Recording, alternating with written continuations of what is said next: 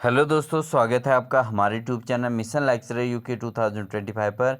तो दोस्तों, आज की क्लास में हम जो बात करने वाले हैं वो एक बहुत महत्वपूर्ण पेपर है जो आपके आगामी एग्ज़ाम्स के लिए काफ़ी हेल्पफुल होने वाला है। उत्तराखंड के अंतर्गत जो भी एग्ज़ाम्स इस बीच 2-3 महीने के अंतर्गत होने वाले हैं, उन सभी एग्ज़ाम्स के लिए ये पेपर बहुत ज़्यादा रामबाण होने वाला है, क्योंकि दोस्तों इस पेपर के अंतर्गत ऐसे ऐसे क्वेश्चनों का कॉम्बिनेशन है जो आपको आगामी पेपर्स के लिए बहुत अच्छी तरीके से आपके प्रिपरेशन में हेल्प करने वाली है।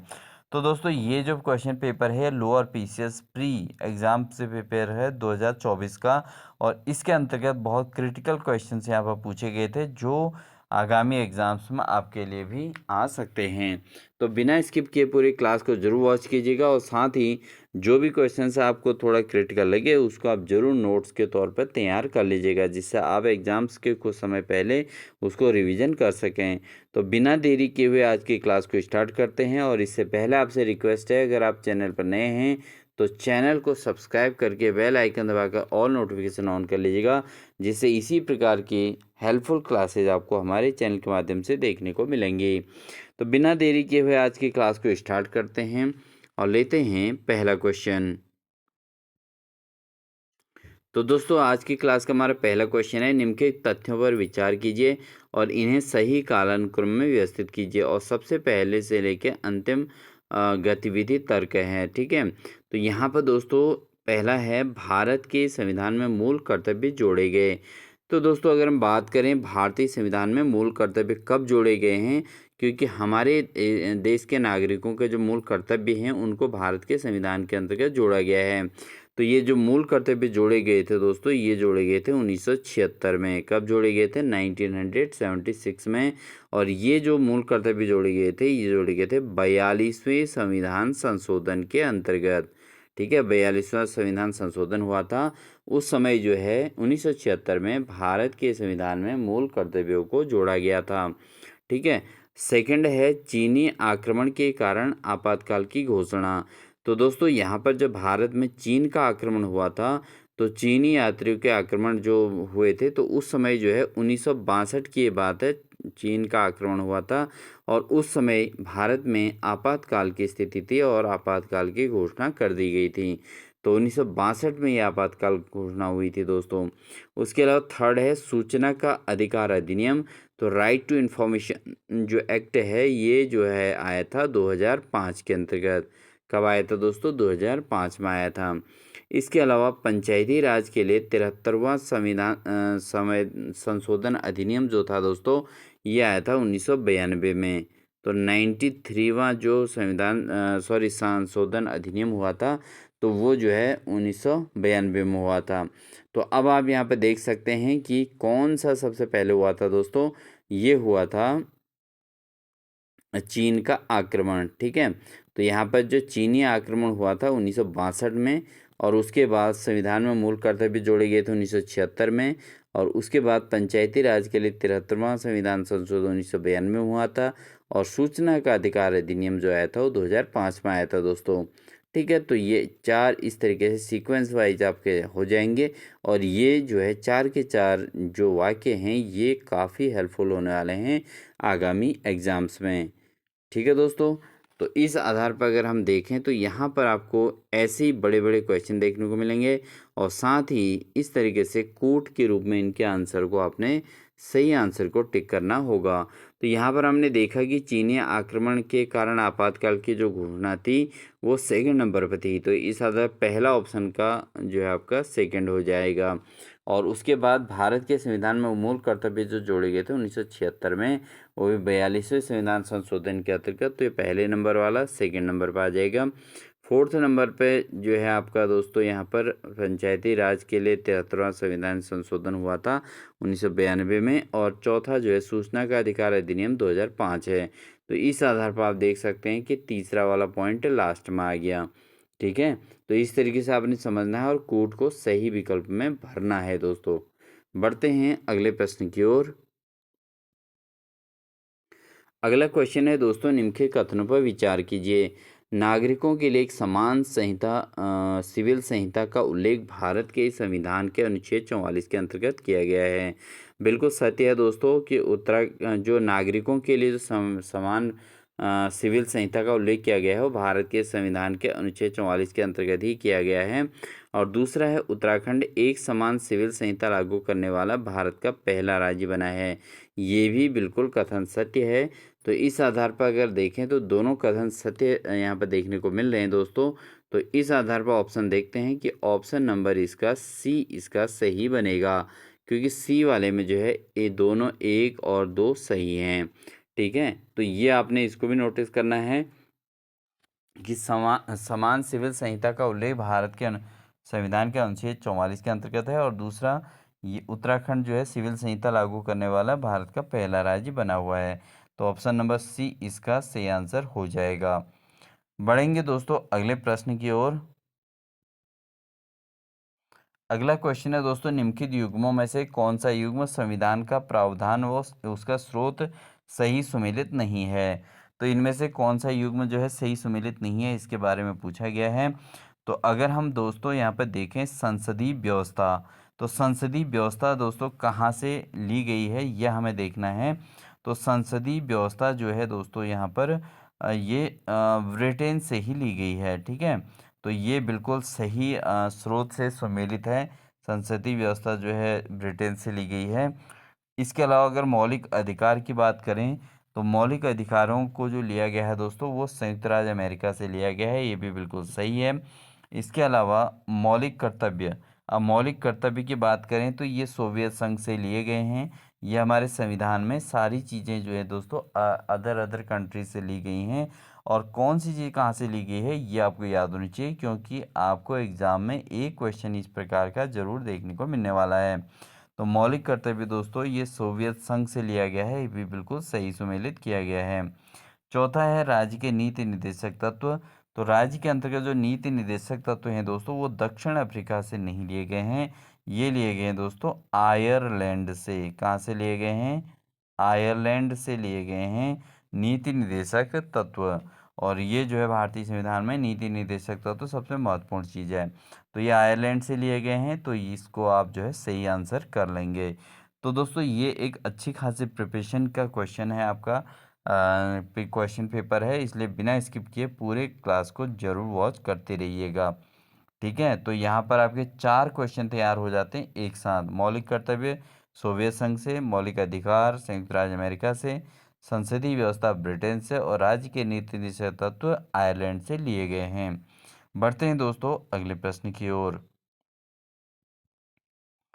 अगला क्वेश्चन है दोस्तों, ये भी संवैधानिक संशोधन पर आधारित है और उसके जुड़े प्रावधानों की सूची 1 और सूची 2 को सुमेलित कीजिए, यहाँ पर कहा गया है। तो 1 और 2 को सुमेलित करना है दोस्तों। तो देखते हैं यहाँ पे क्या दिया गया है। तो यहाँ पर देखेंगे आप प्रथम संशोधन।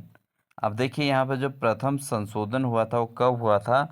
तो दोस्तों यहाँ पर जो प्रथम संशोधन है उसमें 9वीं अनुसूची को जोड़ा गया था। तो 9वीं अनुसूची को इसके अंतर्गत जोड़ा गया था। तो इसका तो हो जाएगा आपका तीसरा, क्योंकि जब प्रथम संवैधानिक संशोधन हुआ था तो उसमें 9वीं अनुसूची इसमें से जोड़ी गई थी, अन्य चीज़ें इसमें प्रथम संशोधन से संबंधित नहीं हैं। तो तीसरा इसके साथ तीसरा मैचिंग करेगा। उसके अलावा देखेंगे तो 21वां संशोधन की गई थी।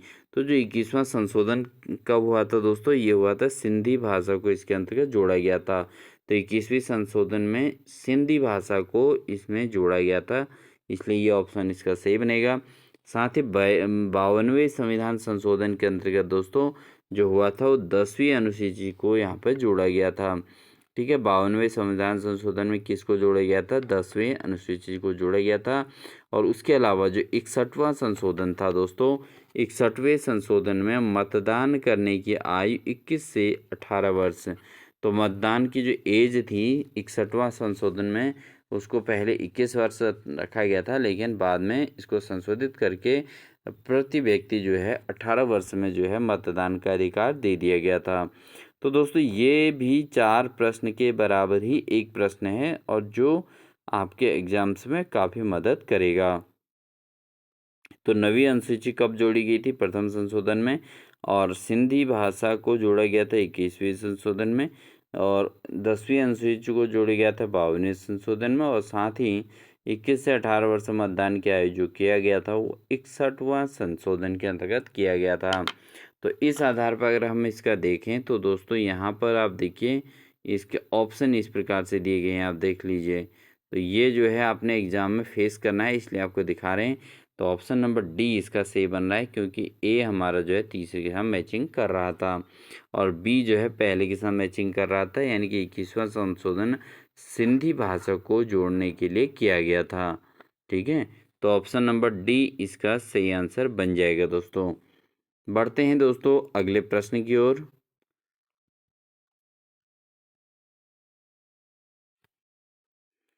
अगला एक और महत्वपूर्ण क्वेश्चन, सूची 1 और सूची 2 से सम्मिलित कीजिए और सूचियों के नीचे दिए गए कोड में उत्तर चुनिए।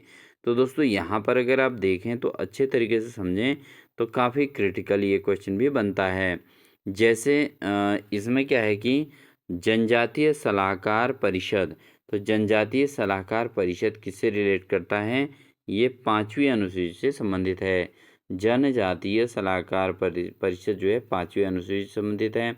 दूसरा अगर हम देखें तो राज्यसभा में सीटों का आवंटन, तो राज्यसभा में सीटों का आवंटन जो किया गया है वो 4थी अनुसूची के अंतर्गत किया गया है। ठीक है, राज्यसभा की जो सीटों का आवंटन है दोस्तों वह है 4थी अनुसूची के आधार पर। इसके अलावा अगर हम भाषा की बात करें तो भाषा जो है किस में है? ये है 8वीं अनुसूची में, यानी कि इसका चौथा वाला सही होगा। तो सी वाले का चौथा सही होगा। और साथ ही अगर हम डी की बात करें, सर्वोच्च न्यायालय तथा उच्च गति न्यायालयों में न्यायाधीशों से संबंधित प्रावधान, ये हैं दोस्तों आपके दूसरी अनुसूची के अंतर्गत। ठीक है, तो इस आधार पर ये ऑप्शन नंबर ए के पास जाएगा। तो इस हिसाब से अगर हम देखें तो ये चारों के आंसर जो है मैचिंग हो गए हैं और इस आधार पर जो इसका सही आंसर बनेगा दोस्तों वो बनेगा आपका ऑप्शन नंबर डी। क्योंकि डी ऑप्शन इसलिए सही है दोस्तों क्योंकि इसमें ए का दूसरा, बी का तीसरा, सी का चौथा और डी का पहला इसका सही आंसर हो जाएगा। तो एग्ज़ाम में दोस्तों आपको इस प्रकार के क्वेश्चन में अगर 2-3 की जानकारी हो तो 1-2 का आप अनुमान लगा सकते हैं। ठीक है, बढ़ते हैं अगले प्रश्न की ओर। अगला क्वेश्चन है दोस्तों, planned economy for India. Planned economy for India 1934 पुस्तक किसने लिखी थी? तो प्लान्ड इकोनॉमी फॉर इंडिया पुस्तक के जो लेखक हैं दोस्तों, ऑप्शन है B doctor V.K.R. Rao, M Visvesvaraya या K.N. राय या मनमोहन सिंह। तो प्लान्ड इकोनॉमी फॉर इंडिया पुस्तक के लेखक जो हैं दोस्तों वह हैं एम विश्वेश्वरैया। कौन है? एम विश्वेश्वरैया हैं। तो ऑप्शन नंबर बी इसका सही आंसर हो जाएगा। इन्होंने एम विश्वेश्वरैया ने जो लिखा है पुस्तक, उसका नाम है प्लान्ड इकोनॉमी फॉर इंडिया और ये 1934 में ये पुस्तक लिखी गई है। तो ऑप्शन नंबर बी इसका सही आंसर हो जाएगा। अगला क्वेश्चन है दोस्तों एक महत्वपूर्ण क्वेश्चन अगला, निम्नलिखित आरबीआई के गवर्नरों को कालानुक्रमित क्रम में व्यवस्थित कीजिए। अतीत से वर्तमान तक यहाँ पूछा गया है, तो लेटेस्ट एक क्वेश्चन है और बहुत महत्वपूर्ण क्वेश्चन है दोस्तों। जैसे पीसी भट्टाचार्य है दोस्तों, अब पीसी भट्टाचार्य का कालक्रम क्या है? ये 1962 से लेके 1967 तक इनका कार्यकाल रहा है। ठीक है, आरबीआई गवर्नर रहे हैं। इसके अलावा अगर हम एन सी सेनगुप्ता की बात करें, ये 1975 में रही हैं। और इसके अलावा जो है फिर सी रंगराजन दोस्तों यहाँ पर जो है 1992 से लेके 1997 तक सी रंगराजन यहाँ पर गवर्नर रहे हैं। और लास्ट अगर हम बात करें लेटेस्ट में 1997 से लेके 2003 तक, 1997 से लेके 2003 तक, यानी कि सबसे लास्ट एक हिसाब से मान के चल सकते हैं। तो 2003 तक जो है विमल जालान यहाँ पर आरबीआई के गवर्नर रहे हैं। तो सही कालक्रम का अगर हम निर्धारण करें इन चारों ऑप्शन से, तो यहाँ पर जो सही कालक्रम बनता है वो बनता है आपका 1 4 3 2 3। ठीक है, 1 4 2 3, क्योंकि पीसी भट्टाचार्य सबसे पहले, और उसके बाद 4th नंबर पे एनसी सेनगुप्ता हुए, ये दूसरे नंबर पर आ जाएंगे। सी रंगराजन तीसरे नंबर पर आएंगे, और विमल जालान दोस्तों यहाँ पर चौथे नंबर पर आएंगे, क्योंकि विमल जालान का कार्यकाल 1997 से लेकर 2003 तक रहा है। ठीक है, पीसी भट्टाचार्य का 1962 से लेकर 1967 रहा है, ये मैंने आपको बता दिया है। ये भट्टाचार्य का है, पीसी भट्टाचार्य। और एनसी सेनगुप्ता का 1997 है। और उसके अलावा सी रंगराजन 1992 से 1997, और विमल जालान इसमें 1997 से 2003 तक जो है आरबीआई के गवर्नर में इनकी नियुक्ति हुई थी। बढ़ते हैं दोस्तों अगले प्रश्न की ओर। अगला क्वेश्चन है दोस्तों, निम्न का मिलान कीजिए, नीचे दिए गए कोड में सही उत्तर को चुनिए। तो ये भी इतना इम्पोर्टेंट क्वेश्चन है, आप देख सकते हैं दोस्तों, इसीलिए इस क्वेश्चन पेपर को सॉल्व कराना है। और अच्छे से इस क्वेश्चन पेपर को जिस अभ्यर्थी ने सॉल्व कर लिया, अच्छे से समझ लिया या इसके नोट से तैयार कर लिए, वो अभ्यर्थी जो है नेक्स्ट एग्ज़ाम्स में आसानी से सक्सेस ले सकते हैं, क्योंकि इसमें काफ़ी डिटेल्स ये क्वेश्चन की प्रिपरेशन इसकी हेल्प से हो रही है। अब जैसे यहाँ पर देखें तो दोस्तों पूछा गया है कि मिलान कीजिए, जैसे एस डी जी 6 है। अब एस डी जी दोस्तों जो है वह है साफ पानी तथा स्वच्छता का प्रतीक। ठीक है, तो पानी की स्वच्छता और उसकी सफाई को चेक करने वाला है एस डी जी। ठीक है, और साथ ही यहाँ पर अगर हम बढ़ें तो एस डी जी 13 दोस्तों ये जलवायु कार्यवाही के लिए बना हुआ है। तो जलवायु संबंधी कार्रवाई के लिए एस डी जी 13 का निर्माण किया गया है। इसके अलावा अगर हम बात करें तो एस डी जी 10 जो है दोस्तों, तो एस डी जी 10 ये जो है ये है आपका असमानताओं में कमी को दूर करने के लिए। किसके लिए? असमानताओं में कमी को देखते हुए एस डी जी 10। और इसके अलावा एस डी जी 16 दोस्तों वो जो है ये है आपका शांति, स्वच्छता और मजबूती के लिए। ठीक है, तो आप इसकी प्रिपरेशन भी अच्छा खासा कर सकते हैं। अगला क्वेश्चन है दोस्तों, भारत के केंद्रीय बजट 2025-26 के अनुसार वर्ष 2025-26 के लिए अनुमानित राजकोषीय घाटा क्या है? तो दोस्तों यहाँ पर जीडीपी का 3.6%, जीडीपी का 4.4%, जीडीपी का 5.9% है, या जीडीपी का 7.1%। तो यहाँ पर अगर हम देखें दोस्तों कि ये जो है अगला क्वेश्चन है दोस्तों, भारत के केंद्रीय बजट 2025-26 के अनुसार वर्ष 2025-26 के लिए अनुमानित राजकोषीय घाटा कितना है? तो अगर 2025-26 के लिए अनुमानित राजकोषीय घाटे की बात करें तो ये दोस्तों है 4.4% रखा गया है जीडीपी का, क्योंकि ये माना गया है कि केंद्रीय बजट 2025-26 में सरकार ने राजकोषीय घाटा का अनुमान जीडीपी का 4.4% यहाँ पर रखा है। और ये जो है क्वेश्चन भी इम्पोर्टेंट बनता है दोस्तों। बढ़ेंगे दोस्तों अगले प्रश्न की ओर।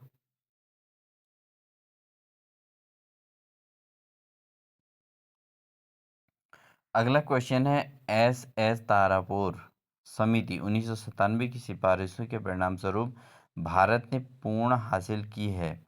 तो किसमें पूर्ण हासिल की है?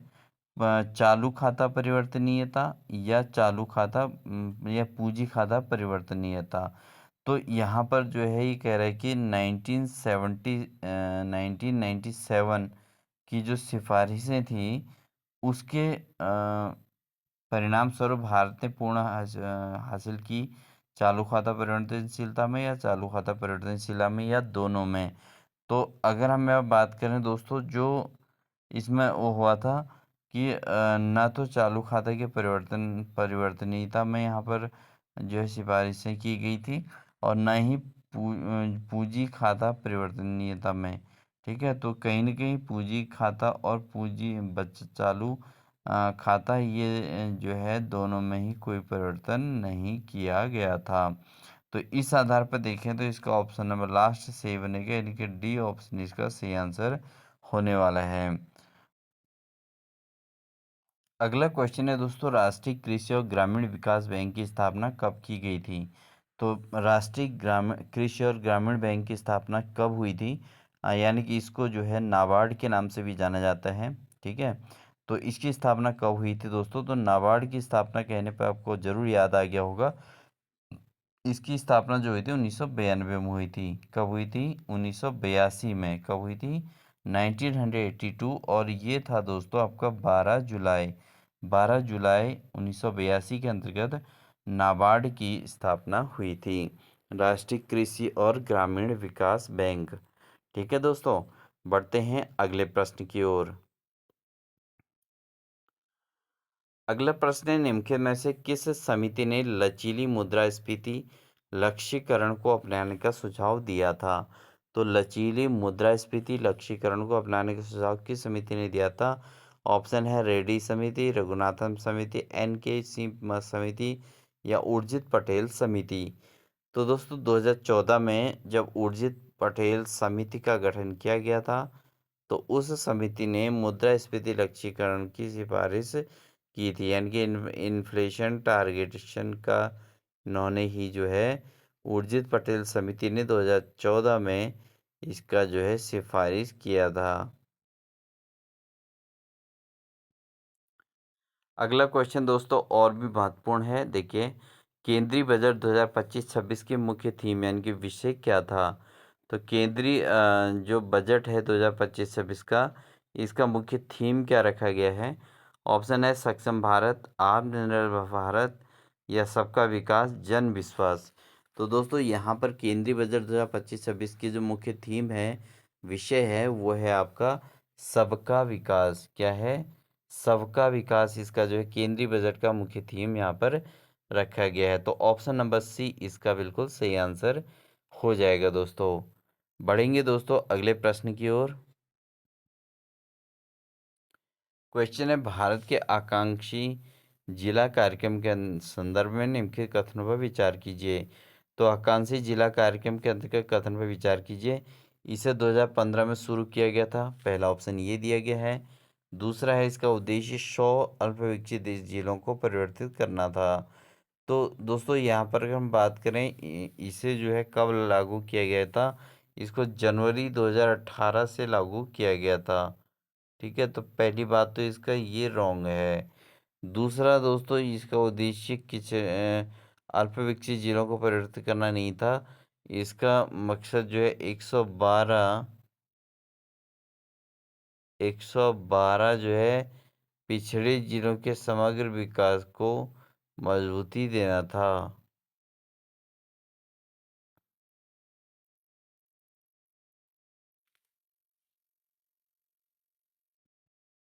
तो इस आधार पर देखें तो दोस्तों इसका जो है कथन नंबर 1 2018 हो जाएगा। ठीक है, तो जनवरी 2018 से लागू हुआ था, 15 से नहीं हुआ था। और दूसरा इसका उद्देश्य जो था वो 100 अल्प विकसित जिलों को परिवर्तित करना नहीं था, बल्कि इसका उद्देश्य था 112 पिछड़े जिलों के समग्र विकास पर इसने कार्य करना था। तो ये इसका जो है उद्देश्य था। तो इस आधार पर देखें तो इसके दोनों कथन यहाँ पर जो है असत्य हो रहे हैं। ठीक है, तो ऑप्शन नंबर इसका डी इसका सही आंसर बनेगा। अगला क्वेश्चन है दोस्तों, निम्नलिखित युग्मों में से कौन सा युग्म उच्च न्यायालय स्थायी बेंच सहित सही सुमेलित नहीं है? तो दोस्तों यहाँ पर किसका उच्च न्यायालय जो है सही सुमेलित नहीं है पूछा गया है।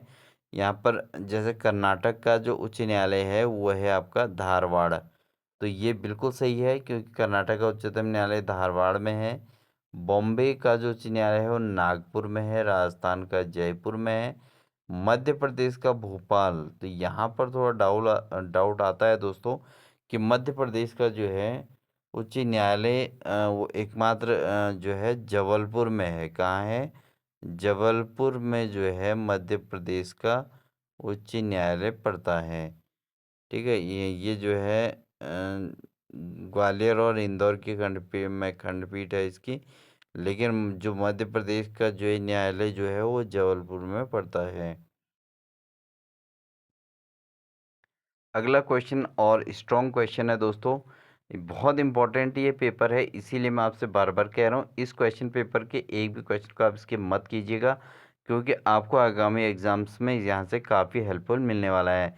तो बिना स्किप किए आप पूरी वीडियो को जरूर वॉच करते रहिए, और साथ ही इसके अन्य जो सेक्शन आएंगे उनको भी आप ज़रूर वॉच करने का प्रयास कीजिएगा। तो पश्चिमी घाट की निम्नलिखित चोटियों को उनकी ऊंचाई के अनुसार अवरोही क्रम में व्यवस्थित करना है। तो यहाँ पर पश्चिमी घाट की जो चोटियाँ हैं उनके पहले ऊंचाई को देख लेते हैं। सबसे पहले कुद्रेमुख। तो कुद्रेमुख की जो ऊंचाई है दोस्तों वह है 1854 मीटर। ठीक है, 1854 मीटर कुद्रेमुख की ऊंचाई है, तो इसको हम नोट कर लेंगे। और दूसरा आपका जो है पुष्पगिरी। पुष्पगिरी की अगर हम बात करें दोस्तों, पुष्पगिरी की ऊंचाई जो है 1712 मीटर है, 1712 मीटर। और इसके अलावा साहलेर जो दोस्तों ये है 1567, 1576 इसकी ऊंचाई है सालहेर की। और चौथा है महाबलेश्वर। महाबलेश्वर की जो स्थान है वो सबसे कम ऊंचाई का है इसमें से, तो ये 1438 मीटर ऊंचाई का ये महाबलेश्वर है। अब यहाँ पर हमें कहा गया है कि ऊंचाई के अवरोही क्रम में व्यवस्थित कीजिए। तो सबसे अधिक जो है वह है कुद्रेमुख, जिसकी हाइट 1854 मीटर है, 1894 मीटर। और दूसरे नंबर पर है इसमें पुष्पगिरी। पुष्पगिरी की जो ऊंचाई हो 1728 मीटर है। सालहेर की जो ऊंचाई है वो 1567 है। और महाबलेश्वर की जो ऊंचाई है 1438 मीटर यहाँ पर निर्धारित की गई है दोस्तों। ठीक है, तो इस आधार पर अगर हम देखें तो इसका ऑप्शन नंबर कौन सा सही बनेगा, इसका ऑप्शन नंबर ठीक सामने ही इसका सही बन जाएगा, वो है ऑप्शन नंबर ए। ठीक है दोस्तों, बढ़ते हैं अगले प्रश्न की ओर। क्वेश्चन नंबर 18 है दोस्तों, पूर्व से पश्चिम की ओर स्थित लोहा इस्पात संयंत्र के निम्नलिखित अनुक्रमों में कौन सा क्रम सही है। तो अगर हम इसमें सही क्रम की बात करें पूर्व से पश्चिम की ओर, तो सबसे पूर्व में जो आता है वो आपका दुर्गापुर आता है दोस्तों। तो दुर्गापुर आप चारों ऑप्शन में देख रहे हैं, तो दुर्गापुर चारों में है, तो चारों के लिए ही ये फिट बैठेगा। इसके अलावा नेक्स्ट आता है हमारा जमशेदपुर दोस्तों। जमशेदपुर क्या है, झारखंड में है, और ये भी जो है लोहा इस्पात संयंत्र के रूप में उभर कर सामने आया है। इसके अलावा दोस्तों उड़ीसा है, यानी कि जिसको हम राउरकेला भी बोलते हैं। ठीक है, तो आप ऑप्शन में यहाँ से ऊपर कर देंगे तो ये राउरकेला है। और चौथा भिलाई। भिलाई जो कि पश्चिम बंगाल में है, पश्चिम की ओर जो है छत्तीसगढ़ में है भिलाई। और छत्तीसगढ़ में जो भिलाई है दोस्तों ये पश्चिम की ओर है। ठीक है, तो ये इसके हिसाब से चारों स्थान आपको बता दिए गए हैं। जो दुर्गापुर है वो पश्चिम बंगाल में है, पूर्व में है ये। और जमशेदपुर दोस्तों ये झारखंड में है, और राउरकेला उड़ीसा में है, और भिलाई ये छत्तीसगढ़ में है, और ये वैसे पश्चिम की ओर इसकी डायरेक्शन है दोस्तों। ठीक है, बढ़ते हैं अगले प्रश्न की ओर। अगला क्वेश्चन है दोस्तों, सूची 1 को सूची 2 से सुमेलित कीजिए और नीचे दिए गए कूट का सही उत्तर का चयन कीजिए। तो यहाँ पर सूची वाला क्वेश्चन है जिसमें मिलान करना है। तो इसको भी अगर समझें तो सबसे पहले दिया गया है तारापुर। ये क्वेश्चन दोस्तों सेम टू सेम क्वेश्चन बहुत बार एग्जाम में आ चुका है। तो तारापुर दोस्तों कहाँ स्थित है, तारापुर है महाराष्ट्र में। ठीक है, तारापुर महाराष्ट्र में है। इसके अलावा कैगा कहाँ है दोस्तों, कैगा है कर्नाटक में। ठीक है, तो कैगा कर्नाटक में परमाणु संयंत्र केंद्र है कैगा। उसके अलावा कूडनकुलम। कूडनकुलम दोस्तों कहाँ है, यह तमिलनाडु में। ठीक है, कूडनकुलम भी तमिलनाडु में है। इसके अलावा काकाराबार, काकरा पार। तो काकरा पार दोस्तों ये कहाँ है, यह है गुजरात में। ठीक है, काकरा पार कहाँ है, गुजरात में। ये क्वेश्चन तो इतना इम्पोर्टेंट है दोस्तों, ये आपका जो है बहुत सारे एग्ज़ाम्स में लगातार आता भी है और सेम इसी प्रकार का एक क्वेश्चन आता है। तो इसका नोट कर लीजिएगा। तारापुर महाराष्ट्र में और कैगा जो है कर्नाटक में, और इसके अलावा कुडनकुलम जो है तमिलनाडु में, और काकरापार जो है गुजरात में ये है दोस्तों। ठीक है, बढ़ते हैं अगले प्रश्न की ओर। लेते हैं दोस्तों आज की क्लास का अंतिम क्वेश्चन। नीचे दो कथन दिए गए हैं, इनमें से एक को अभिकथन और दूसरे को कारण कहा गया है। अब यहाँ पर अभिकथन क्या क्या है? हिमालय में समृद्ध जैव विविधता है। तो हिमालय में समृद्ध जैव विविधता यहाँ पर बताई गई है, ये बिल्कुल सही है, क्योंकि हमारा प्रदेश जो है ये जैव विविधताओं से संबंध जो है काफ़ी महत्वपूर्ण है, काफ़ी आगे है जैव विविधताओं में। तो हिमालय में जो है समृद्ध जैव विविधता यहाँ पर पाई जाती है, बिल्कुल कथन सही है। और इसका जो कारण है दोस्तों वो क्या है? कारण है हिमालय में विविध जलवायु परिस्थितियाँ और ऊंचाई वाली विभिन्नताएं हैं, जो विविध वनस्पति और जीवों का कारण बनती है। तो यहाँ पर हिमालयी क्षेत्र में क्या है कि एक तो समृद्ध जैव विविधता है, दूसरा यहाँ की जो जलवायु है, परिस्थितियाँ हैं, वो जो है विविध वनस्पति और जीवों के लिए काफ़ी उपयोगी हैं, मतलब अनुकूल हैं। तो इसलिए जो है ये जो है उसके लिए सही बनता है। तो यह है दोस्तों हमारी आज की क्लास, जिसके अंतर्गत हमने 20 क्वेश्चंस का यहाँ पर सॉल्यूशन किया है। और ये 20 क्वेश्चन इतने इम्पोर्टेंट हैं दोस्तों। लास्ट क्वेश्चन जो है अभिकथन और कारण का है, और यहाँ पर कारण जो है यह अभिकथन की सही व्याख्या करता है। ठीक है, तो आई होप आपको हमारी ये क्लास अच्छी लगी होगी, और ये क्लास अच्छी लगी तो वीडियो को लाइक कर दीजिएगा, साथ में चैनल पर नहीं तो चैनल को सब्सक्राइब कर लीजिएगा। इसी प्रकार की लगातार क्लासेस को देखने के लिए इसी पेपर को हम कंप्लीट सॉल्यूशन करेंगे। तो इनको देखकर आप जो है अपनी प्रिपरेशन को मजबूत बनाते रहिए। तब तक के लिए हमारे चैनल पर जुड़े रहें और चैनल को सब्सक्राइब करके बेल आइकन दबाकर ऑल नोटिफिकेशन ऑन कर लीजिएगा। मिलते हैं आपको नेक्स्ट क्लास के साथ, तब तक के लिए wish you all the best.